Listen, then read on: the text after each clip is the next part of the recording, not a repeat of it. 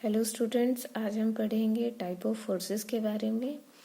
इन forces की ज़रूरत हमें mechanics of single and system of particles को पढ़ने के लिए ज़रूरत पड़ती है।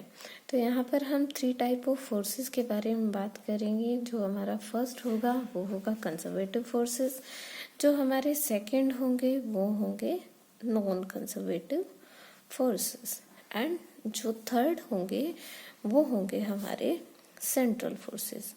तो हम सबसे पहले बात करते हैं कंजर्वेटिव फोर्सेस की। तो कंजर्वेटिव फोर्सेस क्या कहते हैं? अकॉर्डिंग टू देम हमें क्या दे रखा है, ए से बी तक हमें 2 पॉइंट दे रखे हैं और ये कहा कि हमारे पास कोई एक पार्टिकल है पी। जैसे ही इस पार्टिकल पर हम क्या करते हैं, कोई भी फोर्स अप्लाई करते हैं, तो ये पार्टिकल क्या होगा, मोशन में आना स्टार्ट हो जाएगा। अब जैसे ही ये मोशन में आना स्टार्ट होगा तो कोई ना कोई पाथ फॉलो करता हुआ ये क्या होगा, किसी दूसरे पॉइंट पर चला जाएगा। इस ए को मैंने मान लिया कि ये ए है मेरा इनिशियल पॉइंट एंड जो बी है वो है मेरा फाइनल पॉइंट। तो अब जब ये पी पार्टिकल अपने प्लेस से यानी कि इनिशियल से फाइनल तक पहुंचा, तो इसने क्या किया, एक पाथ फॉलो किया विच इज कॉल्ड, हमने कह दिया कि ये था हमारा path 1। But that is not necessary कि ये यही पाथ फॉलो करे, ये तो कोई भी पाथ फॉलो कर सकता है। मान लिया कि अब इसने पाथ फॉलो किया वाया सी यानी कि सी के रास्ते होते हुए, तो ये आ गया मेरा पाथ सेकंड। इसी तरह क्या है, ये और भी कोई पाथ फॉलो कर सकता है वाया डी, मैंने कोई पॉइंट मान लिया और इसको कहा कि ये था मेरा पाथ थर्ड। तो कंजर्वेटिव फोर्सेस में क्या कहता है कि अगर कोई पार्टिकल मोशन की वजह से मूव करके इनिशियल से फाइनल पोजीशन पर जाता है, तो वहां पर हम सिर्फ और सिर्फ पोजीशंस की बात करेंगे कि ये यहाँ से यहाँ तक गया, ना कि हम उसके पाथ के बारे में। मीन्स इंडिपेंडेंट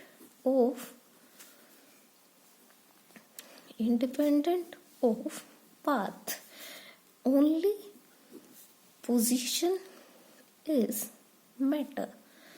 तो सिंपली आई थिंक समझ में आना चाहिए।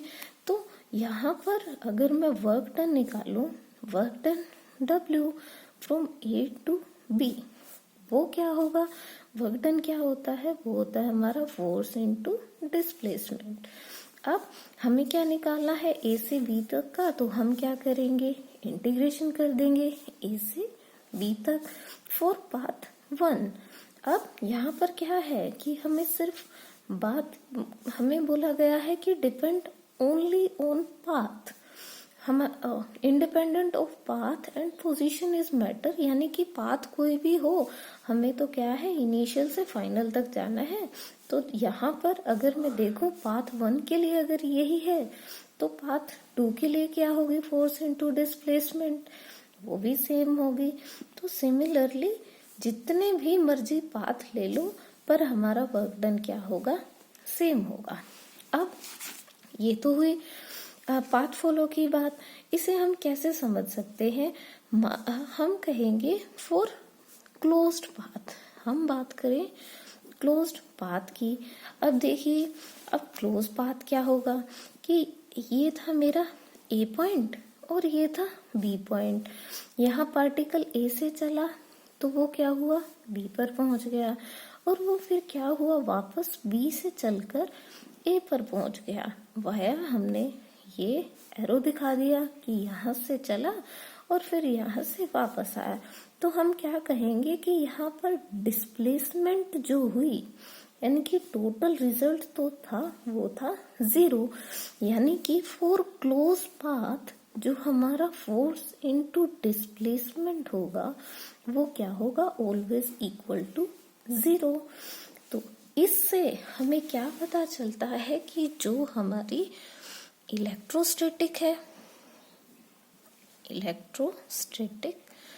Electrostatic force, gravitational force,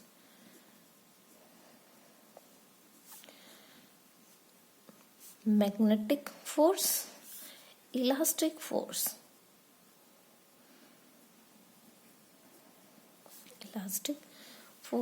etc. are conserved because are constant value, या फिर हम क्या कह सकते हैं, ये हमारे क्या होंगे, कंजर्वेटिव फोर्सेस। अब फॉर कंजर्वेटिव फोर्सेस मैं इसको लिख देती हूँ, कंजर्वेटिव फोर्सेस क्या होगा, cross product of a del and force is equal to 0। अब इसको समझिए, ये कैसे होगा। हमने कहा कि for close path f into d s is equal to 0। अब जैसे ही आप वेक्टर पढ़ोगे तो वेक्टर में एक थ्योरम आती है, वो है Stokes theorem. And Stokes theorem क्या कहती है कि जो लाइन इंटीग्रल है, line integral is equal to line integral is changes into surface integral. अब पहले तो इस बात को समझिए, बाकी डिटेल में तो आप आपकी सेकेंड थ्योरी बुक में पढ़ेंगे कि मान लीजिए हमारे पास एक थ्रेड है जिसकी क्या थी, हमें लंबाई दे दी 2 मीटर। और ये क्या हो गई हमारे पास एक लाइन, जिसको मैंने क्या कहा था कि ये है एक थ्रेड। अब इसी को क्लोज इंटीग्रल बनाना है तो क्या करते हैं हम, ए और बी इन दोनों पॉइंट्स को जोड़ देते हैं, यानी कि दोनों एंड को मिला दिया, यहाँ ए एंड बी। तो ये क्या था, वही 2 मीटर लेंथ का धागा, बट अब इस लाइन ने एक सरफेस का रूप ले लिया। तो ये है हमारी स्टोक्स थ्योरम। तो स्टोक्स थ्योरम को अगर मैथमेटिकली ड्राइव किया जाए तो वो है F into d s is equal to del of force into d s. अब क्या बोला कि ये तो इज इक्वल टू क्या हो गया, 0 के, तो वैल्यू रखोगे 0 is equal to del F for surface into d s is equal to 0। तो हेंस हमारे पास जो कंजर्वेटिव फोर्सेस की कंडीशन होगी वो होगी del into F is equal to 0। Then हम सेकेंडली बात करते हैं नॉन कंजर्वेटिव फोर्सेस की। अब जैसा कि आपने पढ़ा है कंजर्वेटिव फोर्सेस के बारे में कि कंजर्वेटिव फोर्सेस क्या है, इंडिपेंडेंट ऑफ पाथ। यहाँ पर सिर्फ हमें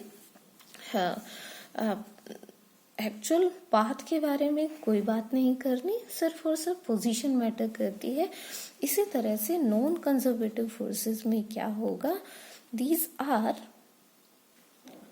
नॉन कंजर्वेटिव फोर्सेस क्या कहते हैं कि यहाँ पर जो वर्क डन होगा बाय द पार्टिकल, जैसे हमने एग्जांपल लिया था ए से बी तक, और ये पार्टिकल जो हमारा एक पॉइंट से दूसरे पॉइंट तक जा रहा है, तो एक्चुअल में यहाँ क्या होगा, जैसे पिछले में इंडिपेंडेंट ऑफ पाथ था, तो यहाँ पर क्या होगा, डिपेंडेंट ऑफ पाथ होगा कि जो भी पार्टिकल हमारा फोर्स की वजह से मूव कर रहा था और एक पॉइंट से दूसरे पॉइंट पर जा रहा था, वो डिपेंड कर रहा है कि उसने कितना पाथ फॉलो किया। अब वो कितना पाथ फॉलो कर रहा है तो उसकी क्या होगी, कोई ना कोई एक वैल्यू होगी। अब जो वैल्यू होगी वो क्या होगी कि जैसे हमने स्टोक्स थ्योरम का एग्जांपल लिया था कि ए से बी तक ये लाइन थी और ये लाइन क्या हो गई, एक सरफेस में चेंज हो गई, लाइक एज इसको मैंने कह दिया था एक सर्कल। तो वहां पर तो क्या था कि क्लोज सरफेस में F इंटू डी एस वो क्या थी, इज इक्वल टू 0 है। बट वो कब थी, जब इंडिपेंडेंट ऑफ पाथ थी, यानी कि हमने टोटल डिस्प्लेसमेंट की बात की। बट नॉन कंजर्वेटिव में क्या कहते हैं कि जो क्लोज सरफेस इंटीग्रल होगा, यानी कि F into d s is a positive quantity, यानी कि जो इसकी वैल्यू होगी वो कोई भी एक पॉजिटिव क्वांटिटी होगी. That is the non conservative forces. Non conservative forces के अगर आप एग्जाम्पल पढ़ेंगे तो वो होंगे जैसे force of friction and viscous forces. अब ये आपका जो नॉन कंजर्वेटिव है, फिलहाल इस यूनिट के लिए हम कंजर्वेटिव के बारे में ही डिस्कस करेंगे. अब आपका थर्ड फोर्स आता है, वो है सेंट्रल फोर्सेस.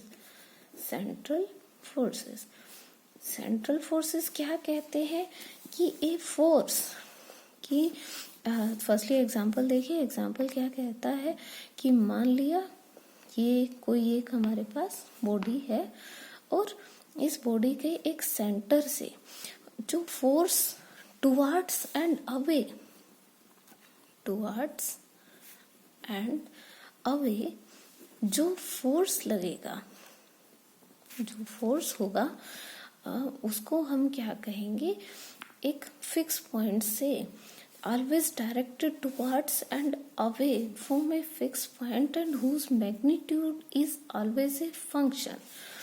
इसको मैं लिख देती हूँ.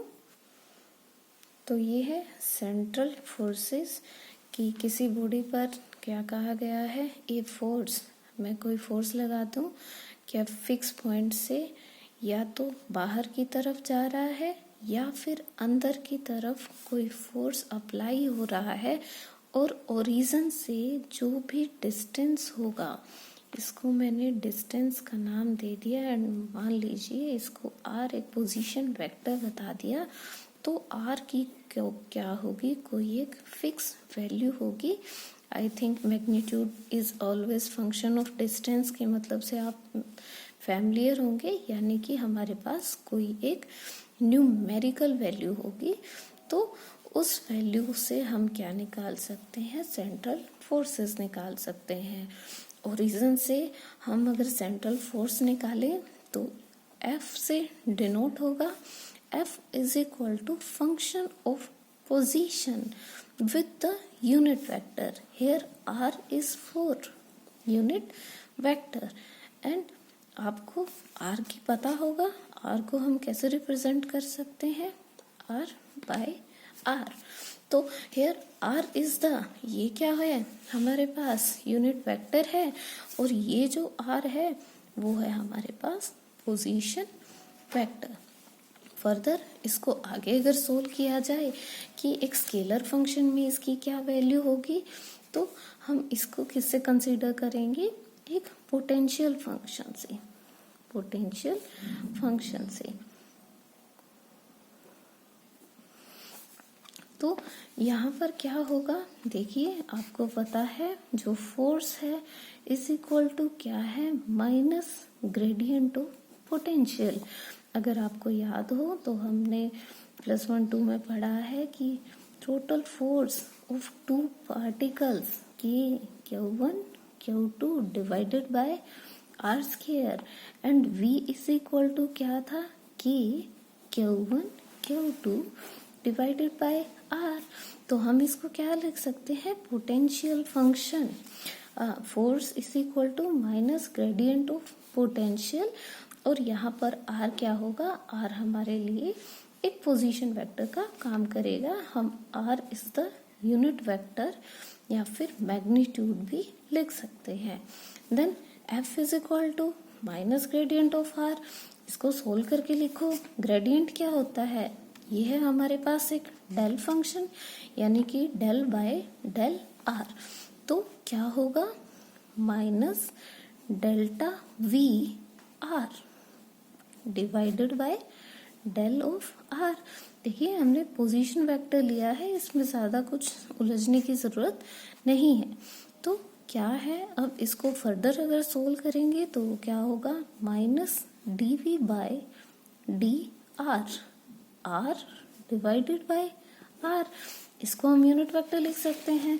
तो हमारे पास जो टोटल फोर्स होगा वो क्या होगा, F is equal to function of position vector and R by R, या फिर F of R and unit vector. तो ये है हमारे सेंट्रल फोर्सेस। आई थिंक ये आपको क्लियर हो गया होगा। नेक्स्ट वीडियो में हम बात करेंगे conservation theorem of the particles की।